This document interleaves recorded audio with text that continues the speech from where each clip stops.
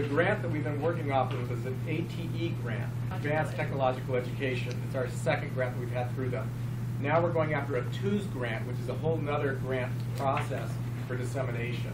And so what Julio and Dawn have been doing is that they're the faculty that have been using the curriculum that we've been piloting for 3 years, and they're making it much more robust so that other faculty can use it, which we're going to package in the next year to make it available for colleges in the fall of 2014. Okay. And so Harry Unger, he's a co-PI, I'm the PI of the grant, and we've been working on this our 4th year now.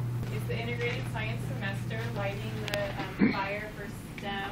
Essentially, IScS is a science-based cohort, so it's just a science version of ACE, and these are the classes that the students are having to take. It's always been intended as something that whoever wants to take it on and potentially have it at their college, they don't have to do it the exact same way we do it. You can, it can be modified. Core science classes include physics, biology, chemistry, and science research.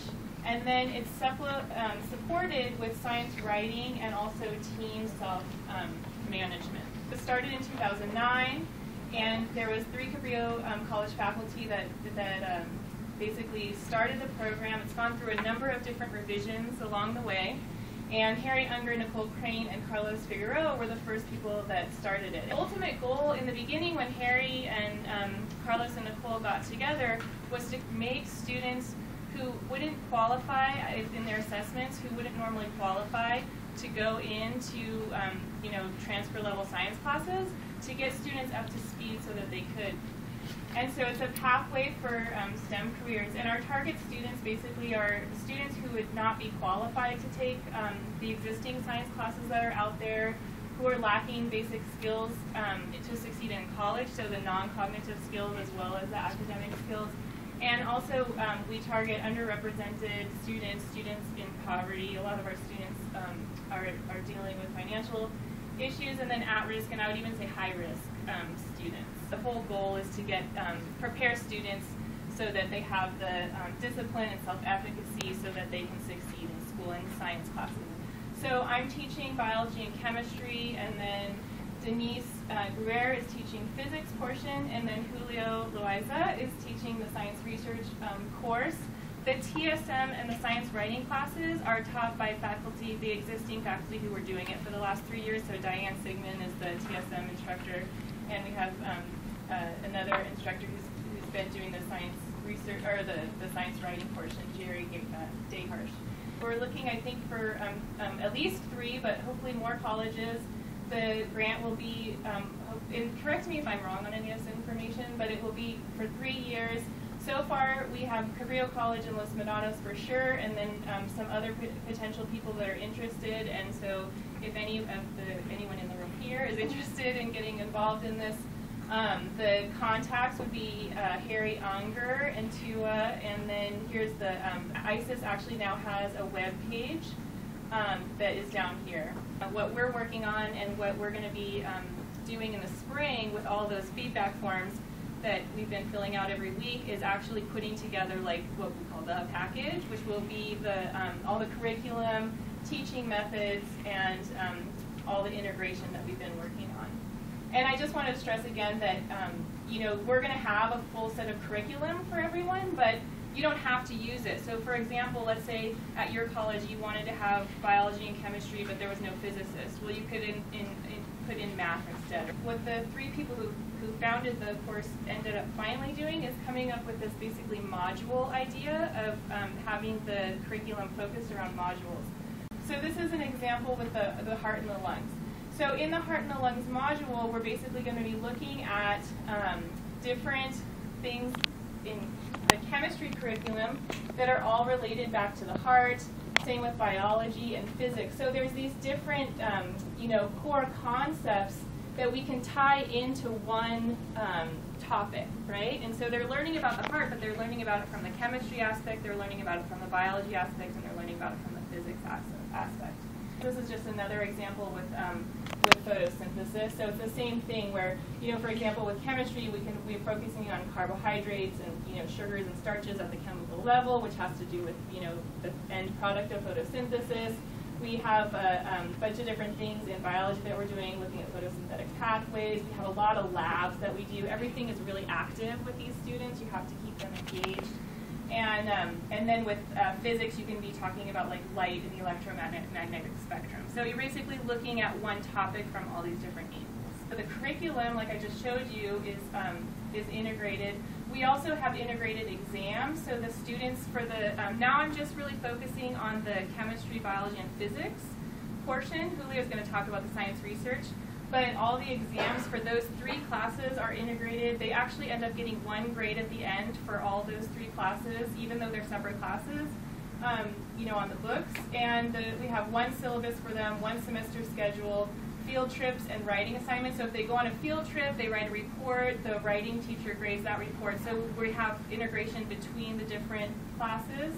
And then I was talking about the weekly science meetings where we're able to really get together and focus on increasing the integration. And so those meetings are really important to make sure, like Denise just at our last meeting, we both show the visible light spectrum. Well, physicists always show it from like blue to red. In biology, we look at it from red to blue, and she picked up on that. She was like, oh, I should use your example because you already did it that way, and I don't want to confuse them by having it flip-flop backwards. So that's just an example of how those meetings can be really important. The other thing that helped a lot with the integration this year is that I'm teaching chemistry and biology. And so by having one person looking at the content of 2 different courses, I was able to reduce redundancy. I'm like, oh, well, you covered osmosis, and how is it different? What did it add? Let's get rid of it and add something else. Or, so I was able to reduce redundancy, and then also I was able to, group things more together. So they would talk about maybe osmosis at different times. And I was able to make it all in this, I was able to package it so that temporally as we were going through the quarter, they're getting all the same information at the same time. The huge focus of this class is lighting the fire for science. So we want to get these students excited about science. People who maybe never had thought that they could be a scientist. And so we really focus a lot. We have a ton of hands-on activities. They can't sit through 2-hour lecture. You can get through like maybe a half an hour, and then you have to do an activity, and then you have to have like a worksheet or something. It always has to be active, and we try and come up with really fun stuff that's tangible for them. So it's a lecture lab format. Within the 2 hours, we are doing a lot of different activities, and then also whenever you can bring in something that's relevant to their life, they really get excited about it. So for example, I was talking about like saturated versus unsaturated fats and trans fats, and they see these labels in the grocery store, but they have no idea what it means. And then when you explain it, like this is the chemistry behind it, all of a sudden they're really interested in it. So that's another way to like really bring them in and get them excited about the sciences. What does trans fats mean? Why is it bad for you? And then you explain it at the chemical level, and they're like, wow, like I see them really like they pay attention really well and get excited about it. And then Julio's going to talk about the science research. So this is the portion of the semester that deals with the science research. And this is seen as a little bit independent than the rest of the class. This is the opportunity of each student to explore being a scientist for a semester. So they develop their own project, so they get that freedom. They come with a problem that is happening in the community, like if there is pollution in the water and all that, so they get to explore it. And I realized that right away that to make it more effective for the students, some of the things that they lack is what I call research tools. And without basic statistics, without knowledge of scientific format writing, without knowledge of experimental design and the use of Excel and PowerPoint, it would be difficult for them to accomplish the goal or the objectives of the semester. For science research. And the reason for that is they're supposed to develop a research proposal. And I think to make it more meaningful, and that's the way I approached it, it would be good for them to understand when there is a significant difference and when there is not. And for that you need to add replications for the experiments, set up a control. So I explained all that to them, and so they only got a taste, but we have the bumps on the road, and we deal with that. So this takes extra time because they start setting up the experiment like after the second week. But without this, it's very hard for them to develop the final product, which is the written report, and they also have a PowerPoint presentation. And so I spend more time focusing on the tools, but at the same time they carry out the experiments. So they start collecting data. So there is no waste of time actually. Everything progresses. But starting next month, all the data has been collected, so we start analyzing it and processing. So I think it would be more meaningful for them because they get to organize all the data and create a meaningful outcome. So I'm very excited, and I think I started like setting the fire for science at the very beginning. And I think the first noise or the big entrance was I set off the alarm of the room, and so that was my entrance. But it was. I realized that when you plant a question in the students, it's amazing what happens, and that actually motivated me to do more. And when I started talking about projects, I brought a lot of my experience from the industry. So some of the projects you're going to see is things that they caught during my sharing with them and everything. This is one of the projects. I'm showing a tile of pictures here, but you can see this group is actually the one that has got the most excitement, and the reason is they're making alcohol. So they're not drinking it. I'm very careful about it, so they know that they can make it, but eventually some of them start to think about going into brewing science. So there are courses, I think, at Cabrillo, and they think about transferring to Davis. So that has injected in them. But it's amazing when they discover that anything that has sugar, if you provide the yeast or the enzyme, they can make alcohol. And it's kind of magical. So they got very excited about it. So in Watsonville, one of the biggest crops is apples. And actually, Martinelli is based in Watsonville. So we thought that this would be a really good project for them. And eventually, if they wanted to do like a tour to industry that is working with apples, is right there around the corner. So this is a team that never misses a lab. It's always there. And they got actually fascinated by it.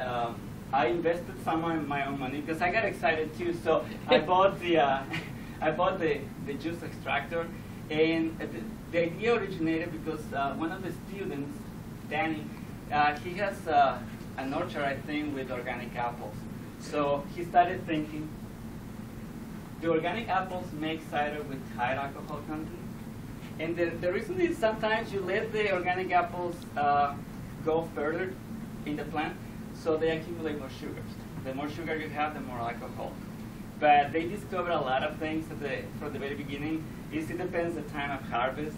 So the other fascinating thing that happened with the students is that they started twisting their own research, and that's valid. When you are doing research in a laboratory, you discover that the original path that you were following in might not work the way you were thinking. So they started wondering about other things they could explore.